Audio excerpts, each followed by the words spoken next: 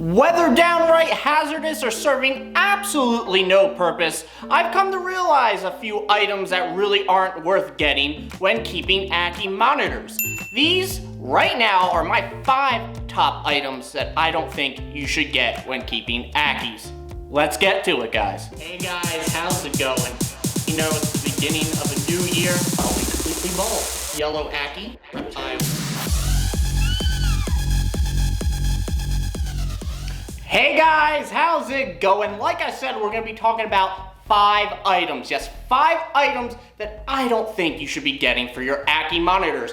I completely understand how cumbersome it can be when getting an Ackie monitor for the first time and learning the new care of a new Reptile. So here are 5 things I'm gonna tell you guys that you probably should not be getting when doing your initial setups, or if you have now, you probably don't need. And again, I just want to reiterate that these aren't potentially all hazardous, although some are. They're just probably mostly inappropriate and unnecessary. Let's get to it, guys. Wait, what? Food bowls? Yes, you really should not probably be using food bowls for these guys. Now, like I said, this is not a hazardous type of thing.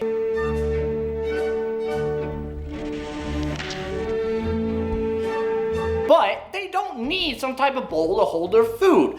You can offer one and it's gonna be fine. It is great physical and mental enrichment to let them hunt for their food. They are incredibly talented hunters. They will find it, and if you want to give it to them more directly, work with them on tongs or even just throw it in front of them. They will get it, trust me. If they're hungry, and Ackie monitors really are, they will get it. When I first started keeping Ackies, of course, I had food bowls. I even tried to tape up the sides of them so dubia roaches wouldn't climb out, and that was absolutely terrible. But I soon realized that these food bowls weren't really serving any purpose. They were making it really easy for the Ackies and making them more complacent. I wanted them to work a little bit more and have a little bit more entertainment, I guess you could say. And they really showed off some neat behaviors that you as the keeper will really enjoy, seeing them hunt down the dubia roaches. So I cannot recommend getting rid of those stinking food bowls enough. It really does wonders for your reptile and does good things for you to see. Now, as for tongs, like I previously mentioned, I would only use them when trying to first bond with your reptile. I did a whole sort of video experimenting with tong feeding, tong training,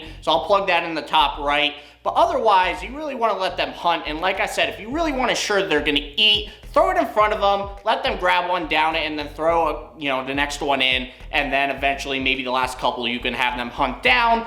Or you can just, decide this feeding, I'm just gonna give directly to them. I do that sometimes too. So it's all up to you, but I definitely think the food bowl, it's unnecessary. By the way, guys, if you haven't already, make sure to check that little right-hand corner and hit that subscribe button. I am doing at least 2 Ackie monitor videos a month. So if you are a big Ackie monitor fan and keeper, definitely hit that subscribe button. Lower right-hand corner, hit that bell as well for the latest on the channel.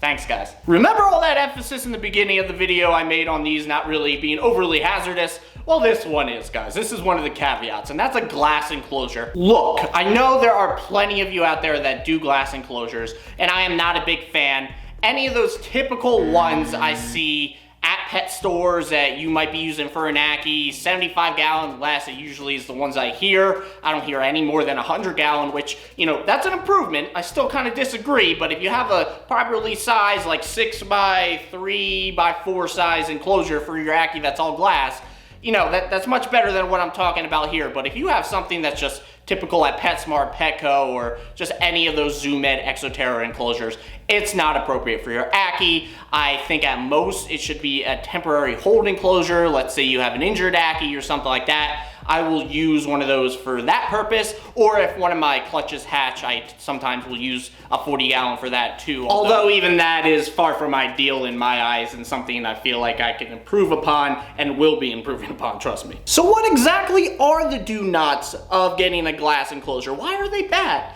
Number one, they don't hold humidity well. Usually they have the not well or well ventilated, actually overly well ventilated tops on them, and that's just not good for humidity. It is horrible to try to keep that humid, and if you do keep it humid, usually the little bit of substrate you can offer in those typical PetSmart Petco tanks is oversaturated and not appropriate and can cause other issues. Access to those enclosures are mostly over top as well, which is not something you want to do, especially when you first get your Ackie. They don't like being approached over top. It reminds them of birds of prey,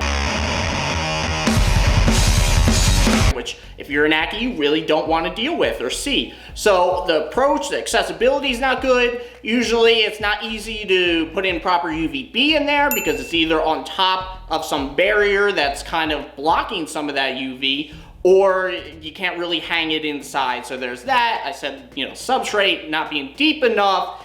It's just overly problematic and just not easy to deal with.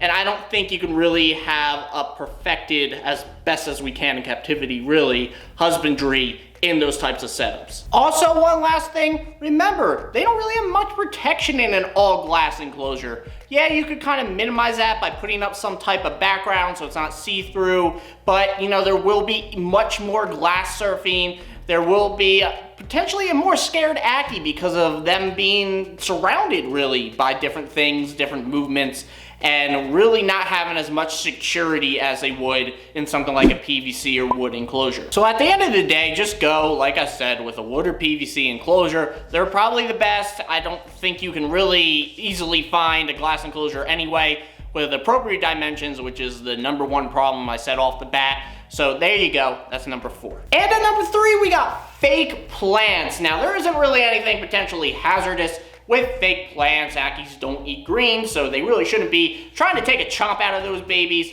But I think if you're gonna put in some type of plant aspect element to your enclosure, just go with live plants. Yes, I guess I could see there's a benefit for fake plants because if they dig them up, which Ackies tend to do with plants, you just replant it and it's not dead or anything. But I just think there's so much more benefit of putting real plants into your setup, which is probably already a semi-bioactive enclosure that's pretty standard for an Ackie enclosure.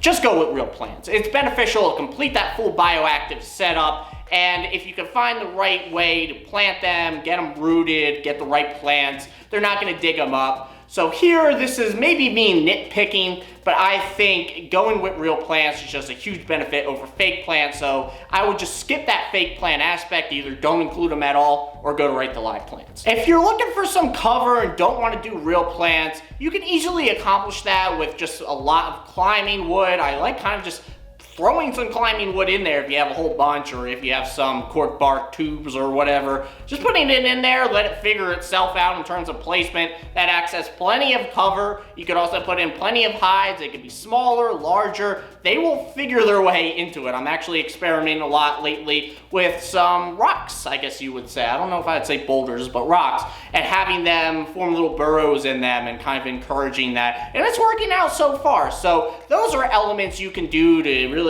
take care of that cover aspect and add that security without adding in some fake plants. At number 2, we have an important one, not just for Ackies really, but for a lot of reptiles, and that's not cheaping out on the thermometer or hygrometer. Those are really important, especially the hygrometer, which measures humidity for your Ackie enclosures. You're gonna want more than one, honestly, and if you really want to go all out, and I really think every Ackie keeper should be doing this, but I understand it's probably not going to be too popular. I think you should be having probably like 2 probe-based hygrometers in the substrate to measure substrate humidity. I am sort of working on that. It's kind of hard, and we'll get into this in a minute, but a lot of hygrometers are really not that good. And then you should have at least one to measure the air, and that one should also be part thermometer. So you really need to make sure you get a good one. And getting into that aspect I was talking about, it's hard to find ones that have accurate readings, especially for the hygrometer. It's usually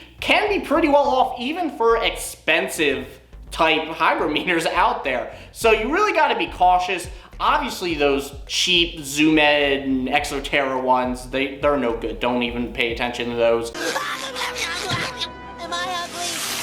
My eyes!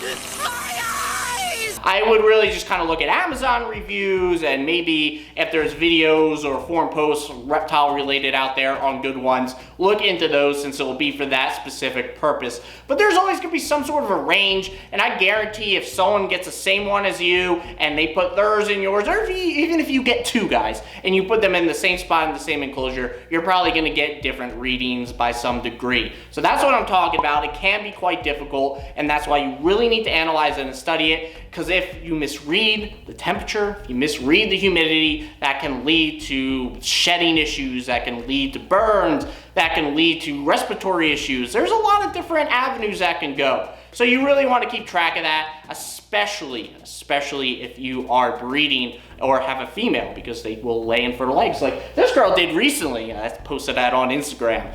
But yeah, definitely look into that. It's really important. Don't downplay it. And that's our number 2. Finally, at number 1, we have something I learned the hard way. I did a whole live stream where basically I was trying to free one of the baby Ackies from a piece of wood. You really got to be careful. Yes, climbing wood is of huge benefit to these guys and absolutely necessary, but you got to make sure that they can't get themselves stuck, because they will. Trust me, I went through it. And you want to know the worst part? The worst part is when you go to help them, they just push themselves in deeper and they get more stuck. And then try getting them out of that, especially if it's a baby, without hurting them. It's really hard and nearly impossible. I can't believe my outcome was so good in the end, but they really won't hold on as tight as they can. You can't hurt them, you don't want to hurt them, but you gotta get them out. They can't get out on their own, and they're not gonna try to free themselves. They're afraid, you know what I mean? Especially if they're stuck, they probably go into a little bit of a panic mode. Essentially, if you're gonna put in like a piece of cork bark tube or something like that, or something they can get into, make sure that the inside of it, there's no hidden crevices they could kind of squeak into, or if you really needed to get in there, you had an avenue to that wouldn't be a whole arrangement and a whole mess and something that could be problematic. If you think that they could get stuck in something somehow and you would have a hard time getting them out, just don't put it in there. Really, trust me. The odds probably aren't super high, but it can happen. It might happen. It happened to me. It happened to me. So yeah, guys, number 1, just make sure you don't have climbing wood, decor, anything they could really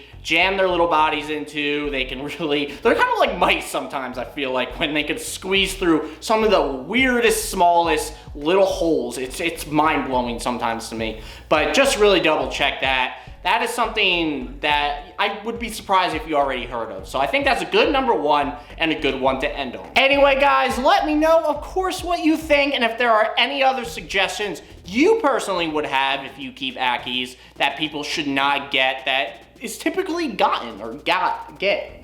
What's English? Put that in a comment below. I would really like to hear your feedback and your suggestions. Otherwise, guys, you could get $5 off your first purchase of Reptilinks by using code Professor Herp at checkout. I feed Frappuccino, my Tegu Reptilinks exclusively. Very healthy, can feed them the blue tongue skinks, hognose snakes, and more. Recommend them, code Professor Herp at checkout.